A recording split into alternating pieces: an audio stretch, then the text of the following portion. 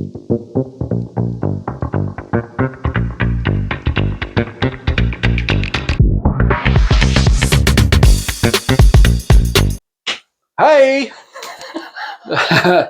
Welcome back, I guess, to episode 93 of Two Guys Talking Booze. We're getting up there, pushing 100, like I told you. Getting up to 100. In the future. Yes, in the future. It will be. So I am John Barry, your guest today with my favorite host, Ricardo. Dr. John P. Barry. There we go.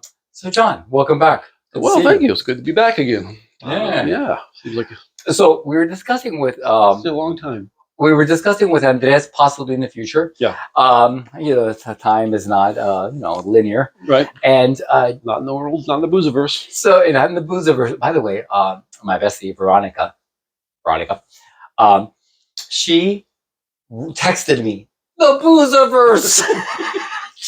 She is the best. I mean, Veronica is by far our best fan. And then it would be my mother. Actually, no, Andres and Danny's mother is she always likes it, but Veronica's our number one fan. So shout out to her, and she is by far our prettiest fan. Well, okay, it's true. I googled it. Prettiest fan of the Two Guys Talking Booze, Veronica. There you go. So she loved the Boozerverse. Anyway, I forgot what I was saying. I think we were talking about booze. Oh, well, what were we talking about? So Andres and I were discussing what's going to happen for the 10 Timers Club. 10-timer. Oh, wow. So you guys have the 5-timers robe, and what are we going to do for them? So he thought of a great plan. Pants. So I think we'll do the 5-timers is the robe, the 10-timers is the pants. Gotcha. And then the 20-timers will be like some other thing. Maybe a hat? To complete the whole outfit. But I thought that was so funny. I thought the pants idea. So now I have to go on Temu, as long as the tariffs haven't kicked in, and buy your outfits for $3.99. Yeah, better start ordering now. It takes like 3 months for something to get here. Oh, that's what happened last time with your robe. Yeah. It didn't arrive in time. Yeah. I had to go surprise you at your house, and you came out with a baseball bat, tried to kill me. So what are we doing today on this auspicious episode 93? We are doing a brandy from Albania, and I'm going to try to pronounce this. All right. It's Gjergj Kastrioti Skënderbeu. I'm not Albanian, but I do believe that was perfect. Okay. That was perfect. That's how I want to pose next to it? Yes. All right. That is an exotic, crazy bottle. This bottle was gifted to me by my father-in-law. I don't know how he got the hands on it, but he's like, oh, for your podcast. So people, thank you. He doesn't speak English, but anyway, anyone that knows people, please tell him I thanked him. Oh, this is interesting. I can't say I've ever drank anything from Albania before. No. This is named after the national hero, Gjergj Kastrioti Skënderbeu, commonly known as Skanderbeg. This can also be called the Skenderbeg Brandy, which is a lot easier. And he was an Albanian feudal lord and military commander who led a rebellion against the Ottoman Empire. Of course, everybody knows this, in the 15th century. Okay. So, and the Albanians still love him. I'm sure there's statues and stuff everywhere, but this is named after him. And this is technically the national drink in Albania. I know. Well, there we go. So, let's get it cracking. Let's do it. Let's just try this. I'm really curious about this bottle. We've never done a brandy on the show. Really? Never done a brandy. Oh. Did you know? So brandy and cognac are the interesting thing. Right. So a brandy is made a certain way with fruit, right? It's a distillation process and all this stuff. Well, all cognacs are brandies. Same process, except that the cognac is one, made in the cognac region of France, and two, it is a white grape. So, but they're all made from fermented fruit juice, all the brandies and all the cognac, much like all tequilas are. Mezcals. So it's kind of a similar thing. Yeah. And all whales are dolphins. I had a joke about that, but I want to hear the joke. I don't know fans. I don't know if it's appropriate. Somebody told me this, so I didn't come up with this joke. Of course I have a very funny Uzbeki friend of mine, and he said this straight face to me. He says, Did you know that dolphins are just gay sharks? Little marine I mean, I'm not a marine biologist. I can't attest to that. I don't. I had to look it up. I don't think it's right. Well, first of all, they're mammals. Yeah. And sharks are fish. I know. But he said it so straight faced. You know, maybe that was fantastic. That's very and it was inappropriate. It was inappropriate. It was inappropriate. Like I said, it was my. I just thought. So if there are any gay dolphins, we do apologize. We apologize to the entire dolphin community. We do not want to slander the dolphins in any way. Plus, they're aggressive little animals. So, like we mentioned, cognac is used as specific white grape varieties. They both undergo double distillation, and the cognacs are aged in French oak barrels for at least 2 years. So that's all the processes for cognac. And brandy, on the other hand, can be made anywhere in the world. So outside of cognac, they use various different fruits and distillation methods and are not subject to the same thing. So just if you learn one thing from this episode, all cognacs are brandy. We're doing a brandy. Okay. All right. So this premium brandy, and I guess you can start pouring. I do apologize. Is a special spirit with a rich history. It is, like I said, is considered the national drink of Albania, and the Skenderbeg guy is a big deal. So I will also tell you that it was very difficult to find any information whatsoever about this brandy, and more so, I don't have like the tasting notes and all the different intricate things that we usually do because we are an informative platform. So we just have to wing it. Okay. All right. So first of all, the color. Nice color. It's a very orangey. It's an orangey. Well, let's get more official. Amber.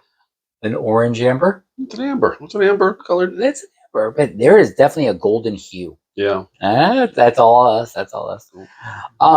So let's see how it smells. Oh, interesting. I definitely get the alcohol. This is 40%, like most alcohol. Do you get notes of vanilla? God, I hope so. God, I hope so. It wouldn't be booze if it didn't taste like vanilla. I think that's one thing we have learned on this show. Everything tastes like vanilla. It smells or tastes like vanilla. Yes. So I do know how to toast in Albanian. Okay. And I'm sure my pronunciation is going to be 100% correct. It's Gezua. Gezua. Gezua. Gezua to you. Gesundheit.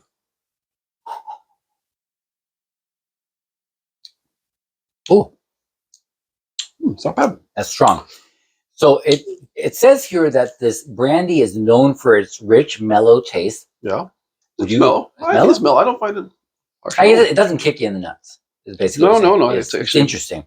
It has complementary and harmonious aromas, notes of oak, vanilla, and honeysuckle. There you go. Okay, there is something very unique about this, and I don't know whether it is the honeysuckle because everything has oak and vanilla. Yeah, but you can see the honey. I can taste the honey. I think that's accurate. What's honeysuckle? A little plant. You pull up the little things. You can suck out the flowers, and it tastes like honey. The nectar. PhD. Oh, there you go. PhD. Dr. Jean Pierre. Wow. So that's what it is. It's got to be because I could never take that out of a taste palette. The honeysuckle. Let me take a little sip.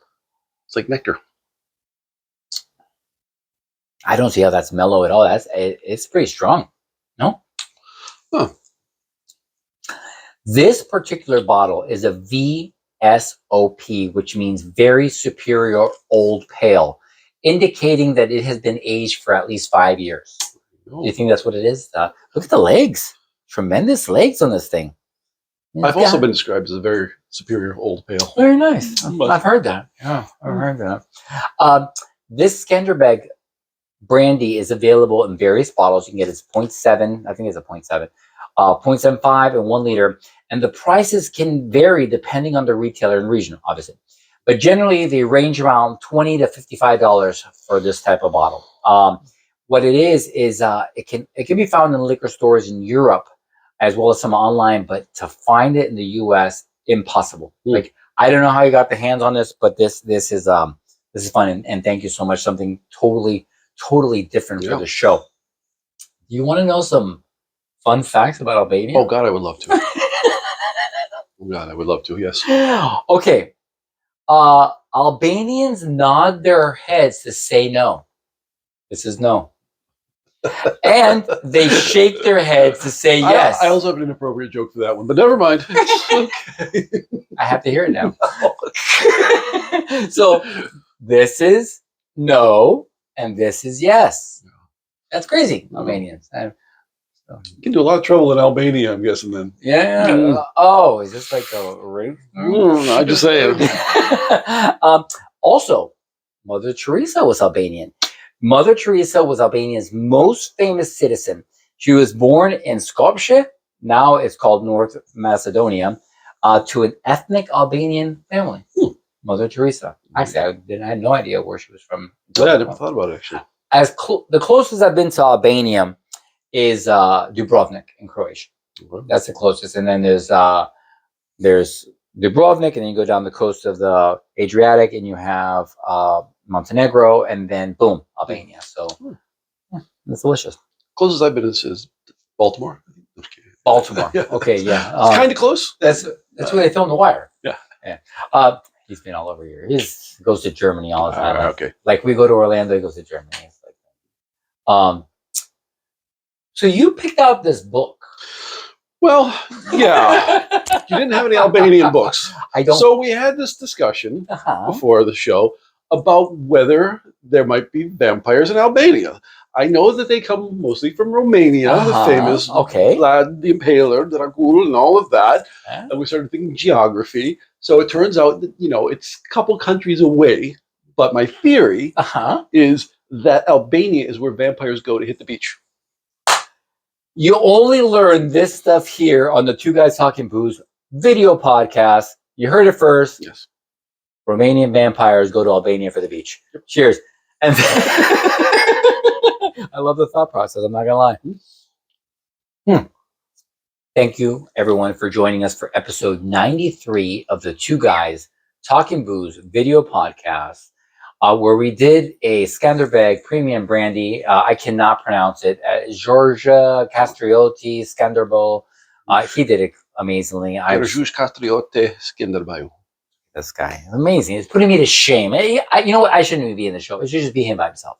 But it'd be the one guy talking booze. And I got the licensing. We'd watch that. Your friends would. Anyway, thank you for joining us, and Gazua.